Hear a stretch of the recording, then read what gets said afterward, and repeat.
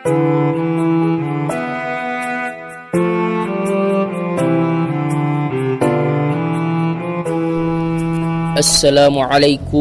warahmatullahi wabarakatuh. Alhamdulillahilladzi hadana lihada wa ma kunna linahtadi lauhan hadanallah. Asyhadu an la ilaha illallah wahdahu la syarikalah wa asyhadu anna Muhammadan abduhu wa rasuluh. Raditu billahi rabbah wa bil islami dina wa bi Muhammadin nabiyya wa rasulah. Aku ridho bertuhankan karena Allah. Islam adalah agamaku, Muhammad adalah nabi dan rasul. Pertama-tama, marilah kita senantiasa memanjatkan puji dan syukur kehadirat Allah Subhanahu wa taala. Oleh karenanya kita masih diberikan kesehatan, kesempatan, kekuatan, lebih-lebih nikmat iman, sehingga kita masih dihidupkan oleh Allah Subhanahu wa taala, karena mengingat dosa-dosa kita yang harus kita renungi bersama dan kita harus bertobat kepadanya. Dan tak lupa pula kita kirimkan salawat serta salam kepada Nabi kita Muhammad sallallahu alaihi wasallam, Nabi yang menjadi suri tauladan bagi kita semua, Nabi yang merobek-robek lambang kekafiran dan membentangkan lambang keislaman, Nabi yang menjadi suri tauladan bagi kita semua. Pada kesempatan hari ini saya akan membawakan sedikit ceramah yang berjudul Ada 4 golongan manusia yang tidak akan merugi di dalam hidupnya. Di dalam Al-Quran Surah Al-Asr surah ke-103 yang mempunyai 3 ayat. Di situ dijelaskan bahwa ada 4 golongan manusia yang tidak akan merugi di dalam hidupnya. Kita masuk pada ayat pertama. Di situ dijelaskan bahwa wal asr, demi waktu ataupun demi masa. Ya, hati-hati dalam penggunaan kata asr, karena kata asr itu bukan waktu sore. Ya, kalau sore itu masa namanya. Jadi secara bahasa asr itu adalah waktu yang selalu kita lalui, setiap detik, setiap menit, setiap jam, setiap hari. Ya, itulah namanya al-asr. Di ayat kedua dijelaskan bahwa innal insana lafi khusr. Ya, innal insana lafi khusr. Sungguh manusia berada dalam kerugian. Ya, setiap manusia bisa berpotensi berada dalam kerugian apabila mereka tidak bisa mempergunakan sebaik-baik waktunya. Ya, itu pasti akan merugi. Pasti merugi. Ya. Maka dari itu, marilah kita bersama-sama mempergunakan waktu sebaik-baiknya agar bisa kita ridho Allah Subhanahu wa taala terletak pada diri kita.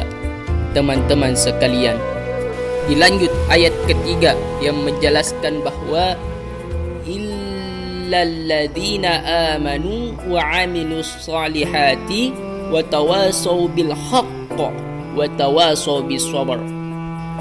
Illalladzina amanu, kecuali orang yang beriman.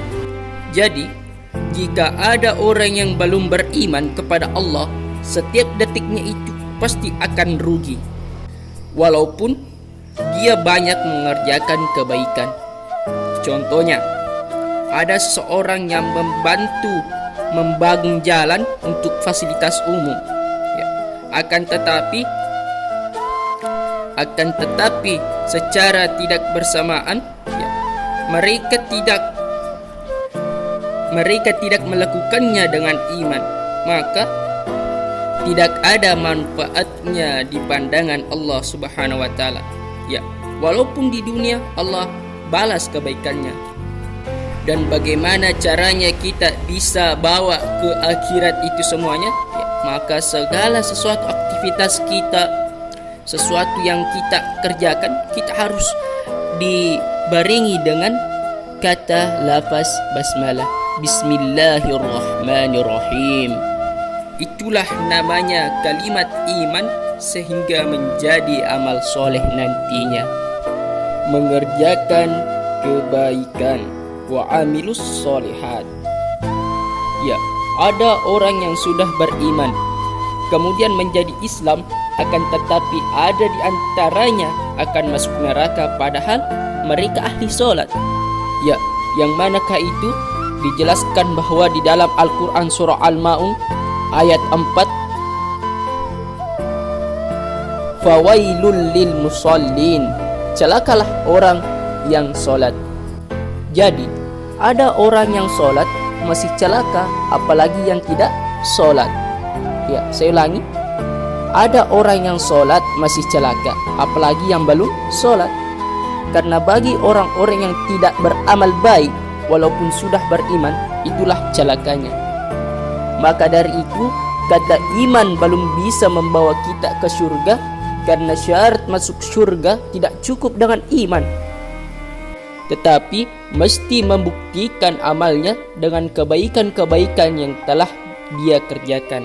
Contohnya, membaca Al-Quran, sedekah, infak, solat lail, puasa Senin Kamis, solat sunnah, dan kebaikan-kebaikan lainnya.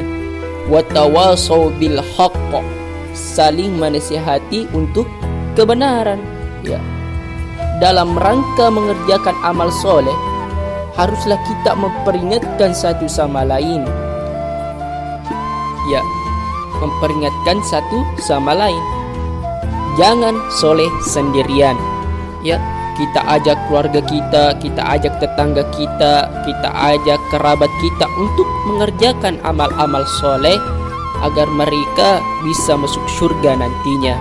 Dan yang terakhir yaitu watawasau bis sabar, saling menasihati untuk kesabaran. Ya, sabar dalam menjalani itu semua, karena tidak mudah untuk konsisten dan istiqomah dalam menjalankannya. Itulah ceramah singkat yang dapat saya sampaikan terkait 4 golongan manusia yang tidak berada dalam kerugian. Yang pertama, orang beriman. Yang kedua, orang yang mengerjakan kebaikan. Yang ketiga, saling menasihati untuk kebenaran. Dan yang keempat, saling menasihati untuk kesabaran. Jika ada kata-kata saya yang salah, itu terdapat dalam pribadi saya pribadi. Dan jika ada kata-kata yang benar, itu datangnya dari Allah Subhanahu wa Ta'ala. Semoga apa yang saya sampaikan ini sangat bermanfaat bagi kita semua yang mendengarkannya, dan terkhusus bagi saya pribadi untuk mengamalkan apa yang saya sampaikan. Lebih dan kurangnya mohon dimaafkan. Billahi fi sabilil haqq fastabiqil khairat. Assalamualaikum warahmatullahi wabarakatuh.